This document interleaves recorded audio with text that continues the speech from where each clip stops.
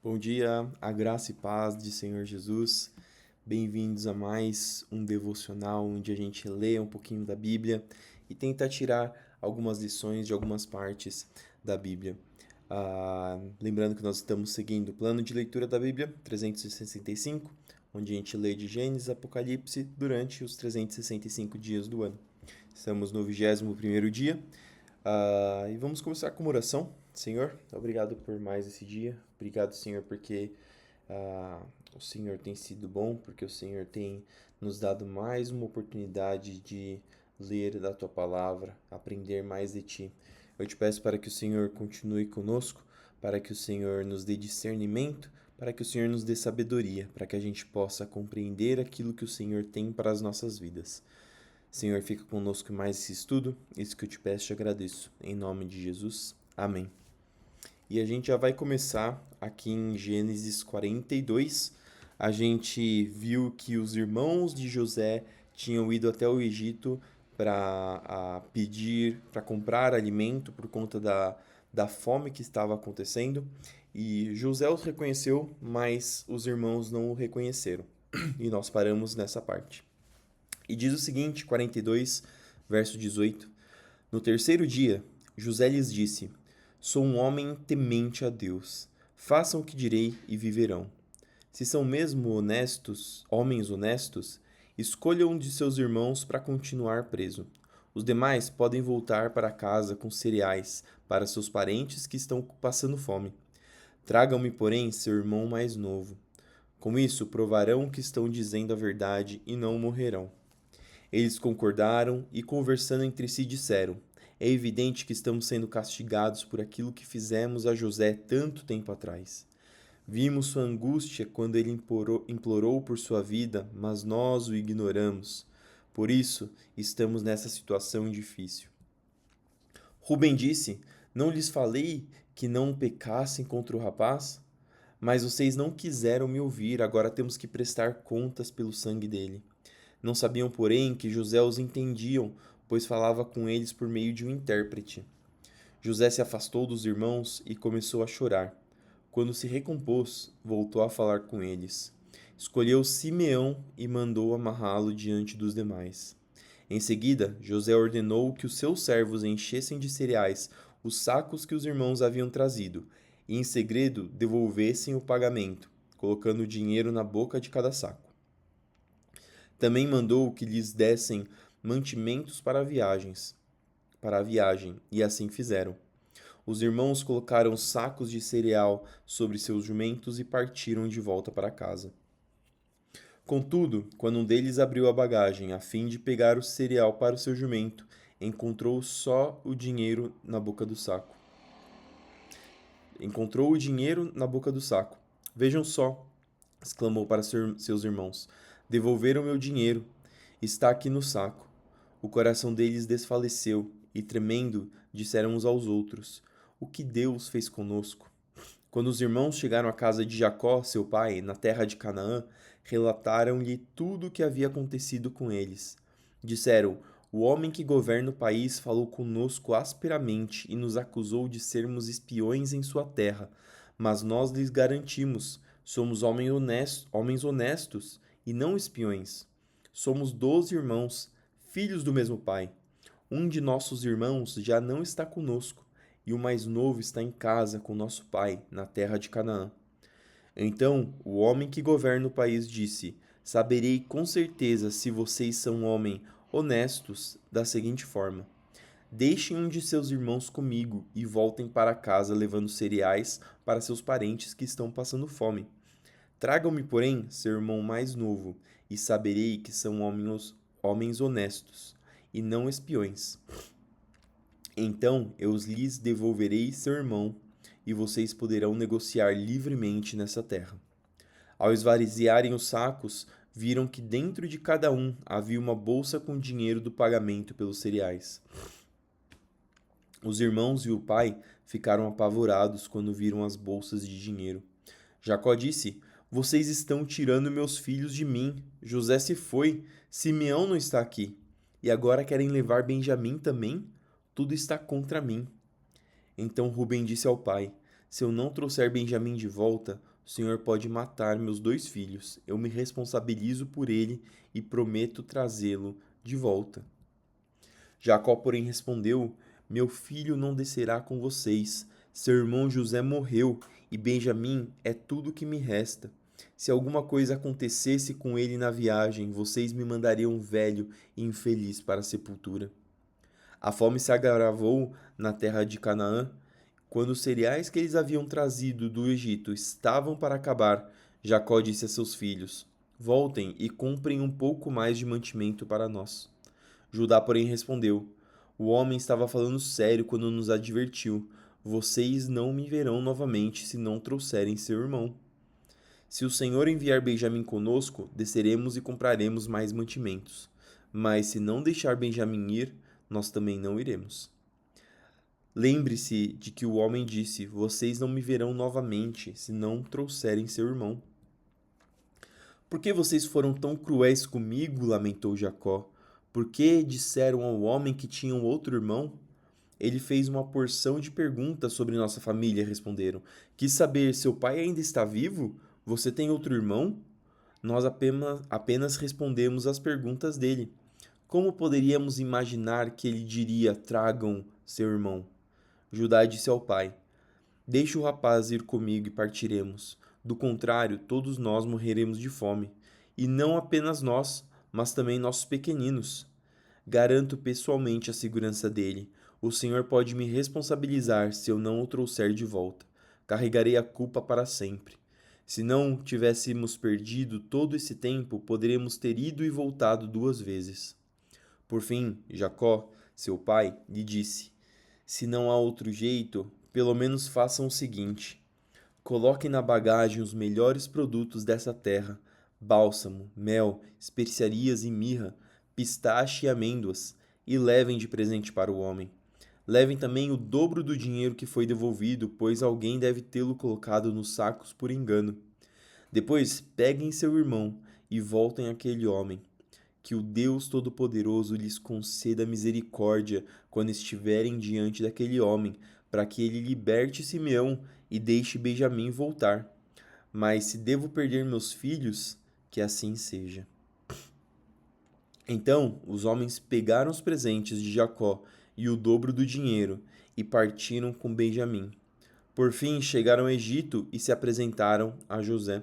Só um detalhe aqui, é interessante porque a, a gente vê claramente que que Jacó e os filhos, eles confiam em Deus. Jacó principalmente, ele está falando aqui que o Deus Todo-Poderoso lhes conceda misericórdia. Mas ele também tenta fazer a parte dele. Ele não só confia que Deus vai fazer, mas ele bolou uma estratégia e mandou aqui presentes para agradar o faraó, o governador, no caso, que era José. Então você vê aqui que mesmo o servo que é fiel, ele também não deixa de se preocupar em fazer a sua parte. A gente faz a nossa parte, faz o impossível, e Deus trabalha no impossível com as nossas causas. Então, que a gente se lembre que esperar no Senhor é sempre uma espera ativa. A gente não fica simplesmente sentado esperando que Deus nos sirva como um mordomo, mas nós vamos trabalhando e o Senhor, quando nós chegamos à frente de um mar que está fechado, ele abre para que a gente possa passar em seco. Verso 15. Então os homens pegaram os presentes de Jacó e o dobro do dinheiro e partiram com Benjamim. Por fim, chegaram ao Egito e se apresentaram a José. Quando José viu Benjamim com eles, disse ao administrador da sua casa: Estes homens almoçarão comigo ao meio-dia. Leve-os ao palácio, mate um animal e prepare um grande banquete. O homem fez conforme José ordenou e os levou ao palácio de José. Quando os irmãos viram que estavam sendo levados à casa de José, ficaram apavorados. É por causa do dinheiro que alguém colocou de volta nos sacos a outra vez que estivemos aqui, disseram uns aos outros. Ele planeja nos acusar de roubo e depois nos prender, nos tornar escravos e tomar nossos jumentos. À entrada do palácio, os irmãos se dirigiram ao administrador de José e lhes disseram: Ouça, senhor, viemos ao Egito anteriormente para comprar mantimentos. No caminho de volta para casa, paramos para pernoitar e abrimos os sacos. Descobrimos que o dinheiro de cada um, a quantia exata que havíamos pago, estava na boca do saco. Trouxemos o dinheiro de volta, aqui está. Também trouxemos mais dinheiro para comprar mantimentos. Não fazemos ideias de quem colocou o dinheiro nos sacos. Fiquem tranquilos, disse o administrador. Não tenham medo. Seu Deus, o Deus do seu pai, deve ter colocado esse tesouro nos sacos. Tenho certeza de que recebi seu pagamento. Depois disso, soltou Simeão e o levou até onde eles estavam. Em seguida, o administrador os conduziu para dentro do palácio de José. Deu-lhes água para lavar os pés e providenciou ração para seus jumentos. Quando foram avisados que almoçariam lá, os irmãos prepararam os presentes para a chegada de José ao meio-dia. Assim que José chegou em casa, entregaram-lhe os presentes que haviam trazido e curvaram-se até o chão diante dele. Depois de cumprimentá-los, José quis saber: Como está seu pai, o senhor idoso do qual me falaram? Ainda está vivo? Sim, responderam eles. Nosso pai, seu servo, ainda está vivo e vai bem. E curvaram-se mais uma vez. Então José olhou para seu irmão Benjamim, o filho de sua mãe, e perguntou: Este é o irmão mais novo de que vocês me falaram?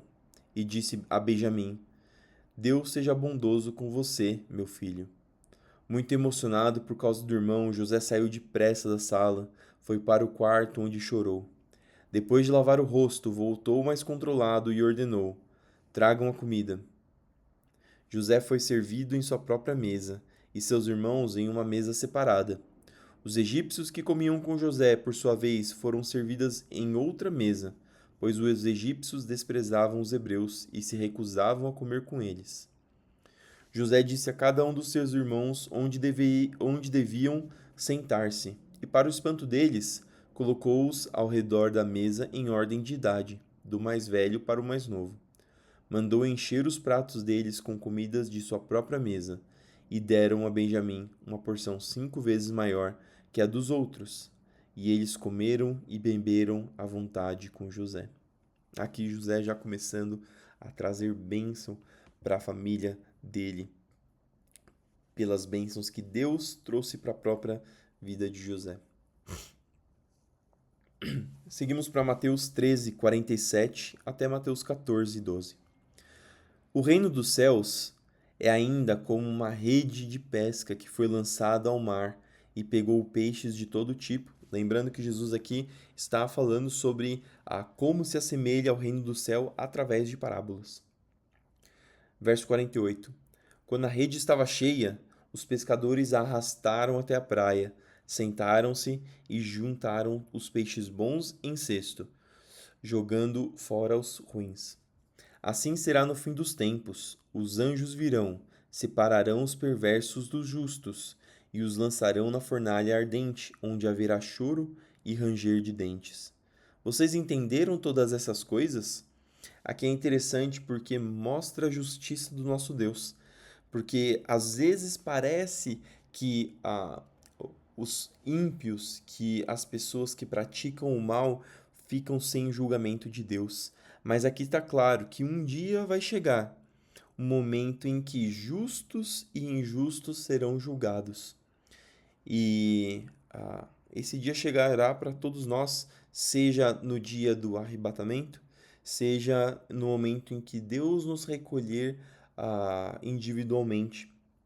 Mas a própria palavra está dizendo que em algum momento todos serão julgados, justos e injustos. Então a gente não tem que se preocupar nessa terra se os injustos não estão recebendo o julgamento de Deus, porque um dia esse julgamento chegará.